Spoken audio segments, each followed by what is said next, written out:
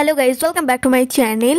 তো সকাল সকাল মনীষা আমাকে ঘুম থেকে ভাঙিয়ে দিয়েছে, বলেছে চল ঘুরতে যাবি, কারণ আগের দিন আমার জ্বর হয়েছিল, সেভাবে ঘোরা হয়নি। তাই সকাল সকাল আমি না খেয়ে একদম রেডি হয়ে 12টার সময় যাচ্ছি ঠাকুর দেখতে।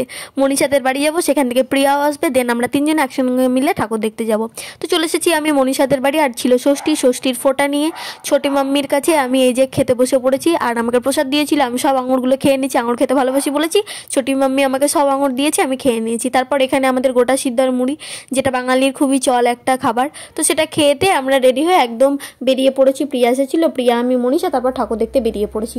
তো এটা ছিল কলেজের ঠাকুর, আমরা দেখতে যাচ্ছি। এখন খুবই সুন্দর করেছে, বলতে গেলে সব ঠাকুরই সুন্দর করেছে, কিন্তু মাথার ওপর চড়াটাও খুব ছিল, যেটা আমি একদমই সহ্য করতে পারি না। যাই হোক, খুবই একটু সাজুগুজু করে দারুণ দারুণ একদম ঠাকুর দেখতে বেরিয়ে পড়েছি আমরা।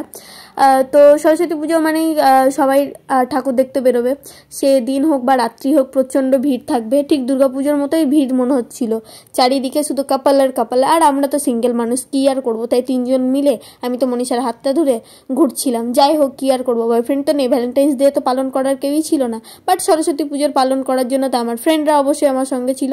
তো এখন আমি চলে এসেছি শামসাগর পাড়ে সরস্বতী ঠাকুর দেখতে। তো তোমরা দেখতে পেলে ঠাকুরটা খুব সুন্দর। আর এটা বলো তো, গেস করো তো তোমরা, যেটা কী থিম? আমি তো জানি এটা কী থিম। তো তোমরা দেখো, দেখলে ভালো লাগলে অবশ্যই বলো যেটা কী থিম।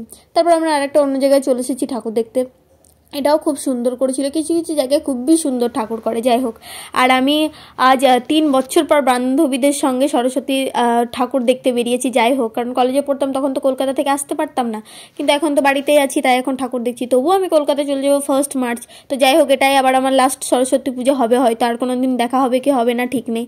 তো এই যে মন্দিরের চারিপাশটা তোমরা দেখতে পাচ্ছ, খুব সুন্দর সুন্দর থিম করেছিল। যেখানে গেছিলাম ঠাকুরগুলো খুবই সুন্দর থিম করেছিল মণ্ডপের। এই যে এখানে সামাজিক যে সমস্ত জিনিস থাকে সেগুলি নিয়ে এখানে তুলে ধরা হয়েছিল, খুবই সুন্দর। অ্যাসিড অ্যাটাক, এই সমস্ত কিছু নিয়ে। তো আমি মনীষা প্রিয়া এখন ঠাকুর দেখছি। আমি আমার কলেজের ভিডিও ক্লিপগুলো তোমাদের সঙ্গে শেয়ার করব। 3 বছর যে যে সরস্বতী ঠাকুরগুলো আমি এনজয় করেছিলাম আমাদের কলেজে, বাড়ি আসতে পারিনি, বাট সেখানেও আমি এনজয় করেছিলাম।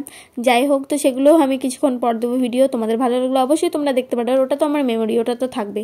যাই হোক, তারপরে ঠাকুর দেখতে দেখতে ঘুরছি, আর গল্প করতে করতে তো আমরা ভিডিওর ক্লিপ নিতে ভুলেই গেছিলাম। যে রাস্তায় মানে বান্ধবীর দেখা হলে অনেকদিন পর যে গল্প হয়, সেটা তো ধারণা আর ভাবনার বাইরে, তাই না? তো গল্প করছিলাম, রাস্তায় দেখছিলাম, আর এই ঘুরে বেড়াচ্ছিলাম। যাই হোক, তো এই যার একটা মন্দির এখানে চলে এসেছি, এখানেও ঠাকুর দেখছি। আর কি প্রচণ্ড রোদ ছিল, আমি তো হাঁটতেই পারছিলাম না, রোদ একদমই আমার সহ্য হয় না। তো যাই হোক, এখন আমরা ঘুরছি, আর এটাই ছিল লাস্ট ঠাকুর দেখার পর আমরা বাড়ি যাব ঠিক করেছিলাম। তো আজকের ব্লগটা এখানে শেষ করছি, দেখা হচ্ছে নেক্সট ব্লগে তোমাদের সঙ্গে। আগে আগে দেখতে থাকো।